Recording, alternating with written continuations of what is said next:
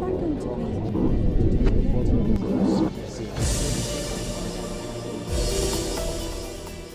We're in the presidential palace in Manila, where it's just over 100 days into the presidency of Rodrigo Duterte. In an exclusive first interview since he was sworn in, we talked to him about his controversial war on drugs and foreign policy, including deteriorating relations with the United States and potentially warming relations with China. The President of the Republic of the Philippines, Rodrigo Duterte, talks to Al Jazeera. In the first part of our interview with President Duterte, he defended his war on drugs. In this half hour, we'll talk foreign policy. Is he really moving his country away from the United States? And if so, will he move closer to China? And why is he insulting so many foreign leaders?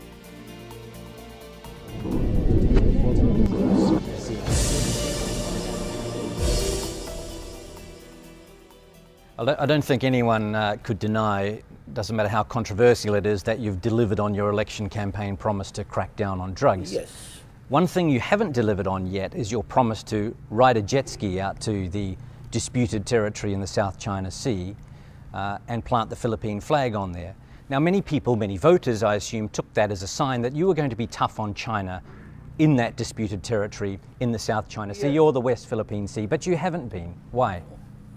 Do you really think that I would go there riding? I don't even own a jet. No, I don't. But people perceived that as a sign that you were going to get tough with China. It was a hyperbole. Literally, you cannot expect to ride. I don't even know how to swim. And if it overturns, then you lose a president along the way. So why did you say that then? What were you referring? Yeah, hyperbole. To stress a point that we will not give up anything there. But your statements recently tend to indicate that you are willing to give up some territory there. No, it does. Nobody's going to give up the judgment that it's in our favor. I cannot give it up. Nobody can give it up. Nobody in the Constitution allows anybody to give it up. Even the president cannot give it up. Those are our entitlements. This is an island. Every country in this world is given its own fish pond. That's your fish pond where you get the fish, the shells, and everything. You cannot give it up. You can only negotiate to prevent war. Remember that okay, I'll push your logic to this logical conclusion. We have this judgment, right? Two things. I can go into a rage because it's being occupied. But remember, it is not a sovereignty that is there. It's the entitlement attached to it is the sovereignty. Okay? The other is to go into a rage and fight, and the other is to talk. What do you think will happen to my country if I choose to go to war? I fight alone? Or I would call upon the other countries to help me? Who? Who would die for my country except us? So we can only talk. And that's why they invited me for talks. I will go. But I will go with this paper.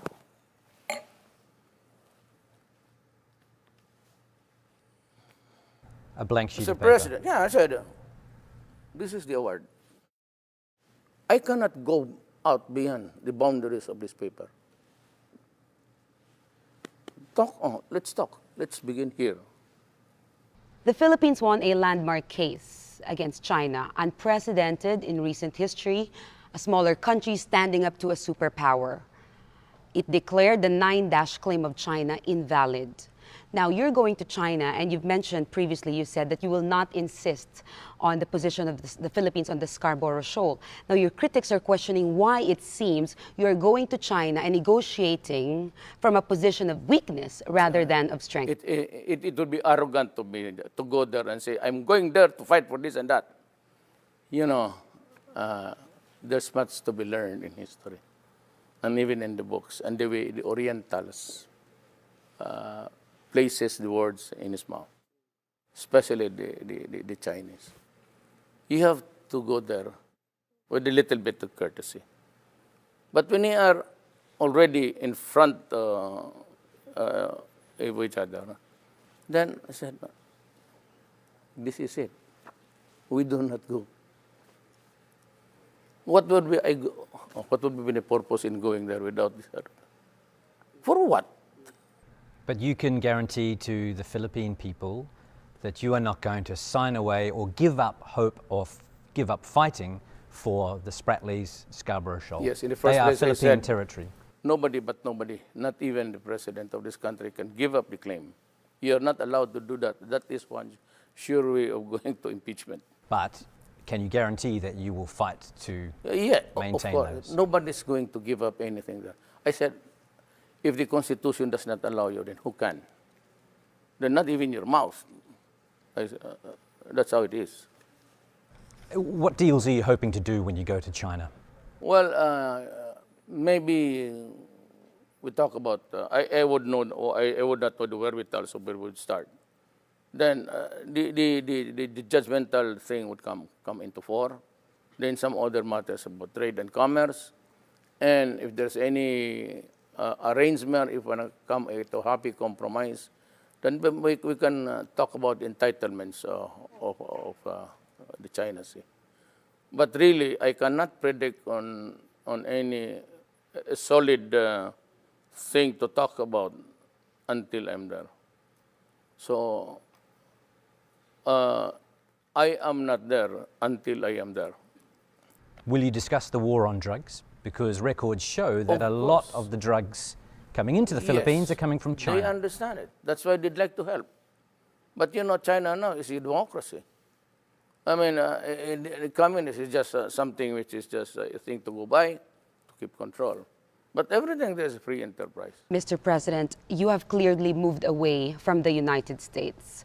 Why do you think it is necessary for the country to distance itself from its long-standing ally in Asia?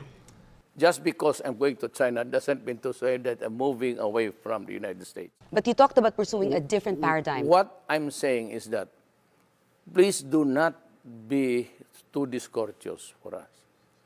Because if you think that we are bad, you are in a bad company, you're free to go. I mean, so what kind of a friend are you that instead of following the normal process of due process for my country, when I was mayor, it was okay. But when I was a president, you should be careful. Because whether you like me or not, I may be insignificant to you, but I carry the burden of sovereignty. So if you begin to insult me in international fora, without any going into a legal investigation, then you put to shame every Filipino out there. So are you saying if the US had not publicly criticized the war on drugs, then relations would be normal now, as they have been for many say decades? Had America just followed the normal procedure of calling the attention of a country to a certain violation that would affect the laws of humanity, it could have just followed the due process, which is normally accorded to everybody by going to the United Nations, airing the grievance, if you may, for other people, then demanding that there should be an investigation. It should begin in the internal body of the United Nations because we are, or the Philippines is, a member of the United Nations. So if they had done that, relations would be normal now, military ties would be normal? I said this Orientalist, you just be courteous. We're not used to being bamboozled and just, but Mr. Duterte, you know that the serious violations could result in the cutting of AIDS. That is not acceptable to us, actually. We call it in our dialect, boy boy, and in the Tagalog, it's Sumbat. you give things to them and say, oh, I gave you these things, and you're not doing what I want. That is a very serious mistake. So there have been some contradictory statements lately about military relations in particular between the Philippines and the US, contradictory from you and some other members of your government. Can we just clear up a couple of things? Yes. Will military ties, military exercises with the US end now? It ends now. Okay. Will you walk away from the Enhanced Defence Cooperation Agreement that was signed by your predecessor I 2 may, years ago?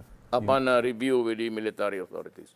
How are you feeling now? Which Well, way are you leaning? they should know my sentiment. What But is- it would depend on the advice of the military. What is your sentiment? But they know my sentiment. Everybody knows my sentiment.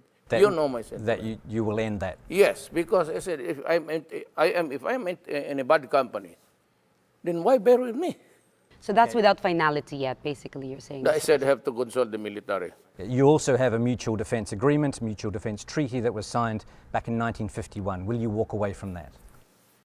I cannot abrogate it.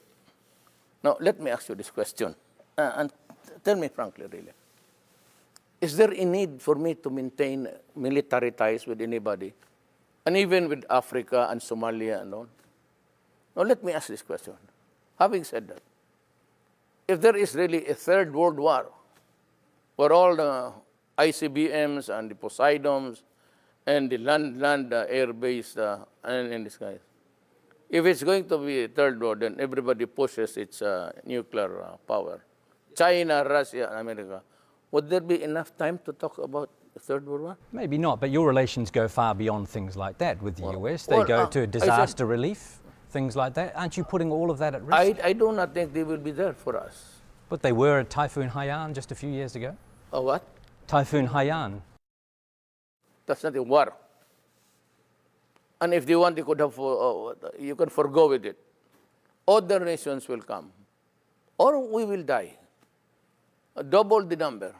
And so, Haiyan is just a creation of the climate change, which the industrial countries also created, helped grow. You know, in terms of gas emissions, we are here. We would like to reach this limit, but we say, oh no, it's a ratio and proportion along the way. Look, stupid, you have reached the heights of industrialization. All these years, you're spewing all the gas, carbon and everything, footprints. We had little or had nothing, little to do with it. Now we would like to reach where you are now. But also they're controlled because, so and until the end of the world, it's going to be always like that. So that is how interest countries really work. They come as, you go to our place in Paris, or we go to Canada or South America, then we'll discuss about it. But you know, we have this kind. We would like to help you, but do not try to catch up with us and overtake us, because it would contribute so much carbon emission. and who's responsible for the climate? Who's responsible for Hainan? Who's responsible for the monsters of tornadoes and it's an industrialized countries? We had nothing to do with it. Hang on, Mr. President. Yes. Filipinos love America. Historically, it's the strongest ally in Asia. If you distance yourself from it, do you not worry that it will be an unpopular decision among your people? In the first place, had they not been here in the Philippines, there would have been no Second World War for us. The Manila battle killed about, they say, 200,000 people. The enemies came because they were there also in the first place. Matter of fact, they stayed here for 50 years, and that is why the enemies came, because they know that they are here. Imagine the Philippines without an American. Would have the Japanese sent so many battalions and their imperial armies to occupy this island? Do you think it would be better off? Well, if you go back in time, what would be the sense of sending your, unless you want to occupy the whole world? Incidentally, the world is watching the United States at the moment with the election campaign that is going on there. Who would you rather work with in the White House, Hillary Clinton or Donald Trump? You asked me after this because I said I'm the president of a sovereign state. We are not supposed to say something about politics there. Unlike the ambassador of America, When he was asked a question about in a speech of mine about a slur of women, about women, it was not. It was a narration of an event which actually happened. And that is why I said, you're a journalist, you can check it out. So you're saying... I said those words in anger when I saw the women dead and raped. So you would not reveal now who you'd rather collaborate with between Clinton and Trump? I have my Preferences? preferences. Of course, it's obvious to you who she or who he. Be careful with the she and the he. You're quite a controversial figure. In fact, possibly currently the most controversial figure globally right now. You've cursed Obama. You've told the EU and the United Nations basically to, you said, go to hell. Do you think, though, and a lot of people are quite shocked over such statements, do you think, though, that you have effectively performed your duty as the country's top diplomat? Yes. I'll tell you the secret why. Why? My behavior? Because I was not given a chance to explain. And if I did explain, nobody was hearing me. And the lies that they started about this thing, about extrajudicial killing, kept on piling up. I was boxed in. I could read it every day. And you know, there are Filipinos who may or may not agree with them. And so they're calling, why don't you answer? And I kept on answering, but nobody was explaining. Even the local newspapers. What would be my defense? To call their attention. Except to say BS. Now, when I said BS, everybody was interested now. So, what is it? Insult can be a defense. Insult can be a defense. I mean to say mine. So, it was only when I began to spew out cuss words, epithets, curses, that they, why is this guy? This guy is something new. He's uncivilized and coughed and everything. Fine. You can call me everything.